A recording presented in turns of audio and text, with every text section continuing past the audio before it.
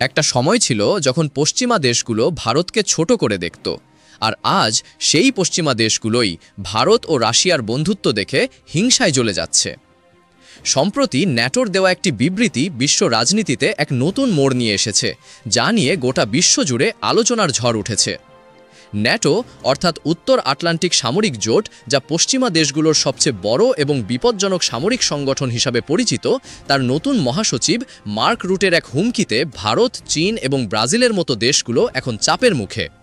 Mark রুটে, যিনি নেদারল্যান্ডসের প্রাক্তন প্রধানমন্ত্রী ছিলেন, তিনি সম্প্রতি মার্কিন কংগ্রেসের মঞ্চে দাঁড়িয়ে এমন এক কথা বলেছেন যা সরাসরি এই দেশগুলোর সার্বভৌমত্বের ওপর প্রশ্ন তোলে। তিনি কড়া হুঁশিয়ারি দিয়ে বলেছেন, যদি ভারত, চীন বা ব্রাজিল রাশিয়ার সঙ্গে তাদের বাণিজ্যিক সম্পর্ক বজায় রাখে, বিশেষ করে তেল ও গ্যাস ক্রয় অব্যাহত রাখে, তাহলে তাদের চরম মূল্য দিতে হবে। রুটের দুঃসাহস এতটাই যে তিনি এও বলেছেন, রাশিয়ার প্রেসিডেন্ট যদি শান্তি চুক্তিতে স্বাক্ষর না করেন, তাহলে ভারত ও চীনকে এর ফল ভোগ করতে হবে। কিন্তু এই হুমকির জবাবে ভারত এমন এক কৌশলগত চাল দিয়েছে যা পশ্চিমা বিশ্বের মাথা ঘুরিয়ে দিয়েছে। ন্যাটোর এই হুমকির মূল হাতিয়ার হল সেকেন্ডারি স্যাংশনস। সহজ করে বললে, আমেরিকা যদি রাশিয়ার উপর নিষেধাজ্ঞা আরোপ করে আর ভারত যদি রাশিয়ার সঙ্গে ব্যবসা করে, তাহলে আমেরিকা ভারতের উপরও একই নিষেধাজ্ঞা চাপিয়ে দেবে।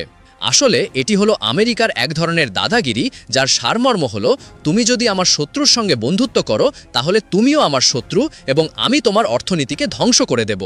রাজনৈতিক বিশেষজ্ঞরা মনে করছেন, মার্ক রুটে কেবল একটি মুখ মাত্র।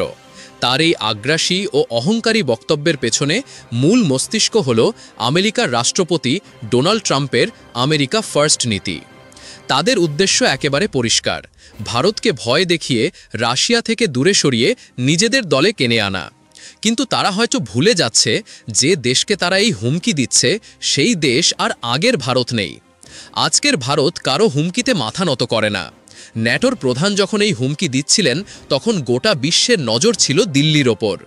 সবাই ভেবেছিল ভারত হয়তো চাপের মুখে নতি স্বীকার করবে অথবা কড়া প্রতিক্রিয়া দেবে।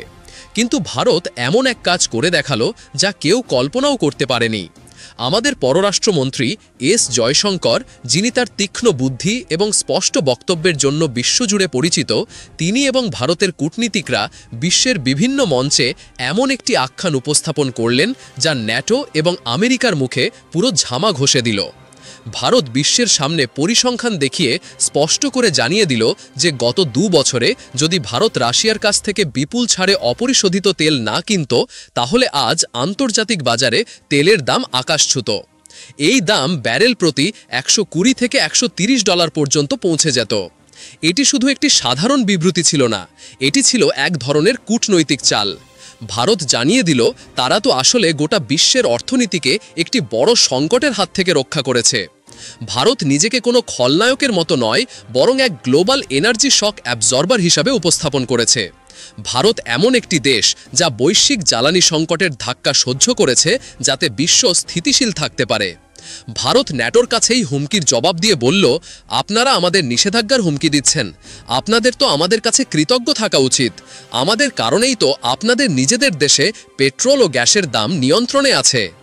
এখানেই শেষ নয়, ভারত পশ্চিমাদের দ্বিচারিতা সকলের সামনে তুলে ধরেছে। যুক্তরাষ্ট্র এবং ইউরোপ প্রকাশ্যে রাশিয়ার বিরুদ্ধে কথা বললেও গোপনে রাশিয়ার থেকে কোটি কোটি ডলারের এলএনজি, হীরা, সার ও অ্যালুমিনিয়ামের মতো পণ্য কিনছে। তাহলে প্রশ্ন ওঠে, যখন পশ্চিমা দেশগুলো নিজেরা রাশিয়ার সঙ্গে বাণিজ্য করছে, তখন ভারত নিজের দেশের প্রয়োজনে বাণিজ্য করলে দোষের কি? এই প্রশ্নগুলো এখন শুধু ভারত নয়, পুরো গ্লোবাল সাউথকে একজোট করে তুলেছে। আফ্রিকা, ল্যাটিন আমেরিকা এবং এশিয়ার বহু দেশ এখন ভারতের অবস্থানকে সমর্থন করছে। ন্যাটোর এই হুমকির পর ভারত, রাশিয়া এবং চীনের মধ্যে আরও ঘনিষ্ঠতা বেড়ে গিয়েছে। এই 3 দেশ বুঝে গিয়েছে, পশ্চিমা দমননীতি থেকে বাঁচতে একমাত্র উপায় হচ্ছে পারস্পরিক সহযোগিতা। অন্যদিকে ভারত ও রাশিয়া আন্তর্জাতিক বাজারে ডলারের আধিপত্য শেষ করার পরিকল্পনা করছে। কেননা এই ডলারের জন্যই আমেরিকা বিভিন্ন দেশের ওপর স্যাংশনস আরোপ করে। আন্তর্জাতিক বাণিজ্য এখনও ডলারের মাধ্যমে চলে এবং আমেরিকা এখানেই সবচেয়ে বেশি ক্ষমতাশালী। কিন্তু ভারত, রাশিয়া, চীন, ইরান প্রমুখ দেশ এখন নিজেদের মধ্যে স্থানীয় মুদ্রায় বাণিজ্য শুরু করেছে। যেমন ভারত ও রাশিয়া রুপি রুবলে লেনদেন করছে। এতে মার্কিন নিষেধাজ্ঞার কোনো প্রভাবই পড়ে না। ন্যাটোর মুখে এত ভয়ের একটাই কারণ, সেটি হলো তারা বুঝে গিয়েছে যে যদি ভারত, চীন ও রাশিয়া একসাথে হয় তাহলে পশ্চিমাদের আধিপত্য কমে যাবে। তাহলে এখন প্রশ্ন হলো, এই হুমকির কি কোনো ফল বেরোবে? আমেরিকা বা ন্যাটো কি ভারতের ওপর নিষেধাজ্ঞা আরোপ করার সাহস করবে? এর সরাসরি এবং স্পষ্ট জবাব হলো আজকের তারিখে একেবারেই না, এবং এর পেছনে রয়েছে বেশ কয়েকটি কারণ। প্রথমত, ভারত আজ বিশ্বের ৫ম বৃহত্তম অর্থনীতির দেশ। এটি ১৪০ কোটি মানুষের একটি বিশাল বাজার, যা কোনো দেশই হারাতে চাইবে না। ভারতের ওপর নিষেধাজ্ঞা আরোপ করার অর্থ হল নিজেদের পায়ে নিজেরাই কুড়াল মারা। দ্বিতীয়ত, ভারত একটি প্রতিষ্ঠিত পারমাণবিক শক্তি এবং বিশ্বের ৪র্থ সামরিক শক্তি। ভারতের সঙ্গে সামরিক সংঘাতের কথা কেউ কল্পনাও করতে পারে না। তৃতীয়ত, আজ বিশ্বের বড় বড় কোম্পানি গুগল থেকে শুরু করে মাইক্রোসফট পর্যন্ত তাদের সিইও ভারতীয়। বিশ্বের প্রযুক্তি এবং সাপ্লাই চেনে ভারতের ভূমিকা এতটাই গভীর হয়ে উঠেছে যে তাকে এখন আলাদা করা প্রায় অসম্ভব। আপনার কি মনে হয়, ভারতের এই কৌশলগত জবাব কি ন্যাটোর হুমকির জন্য যথেষ্ট ছিল?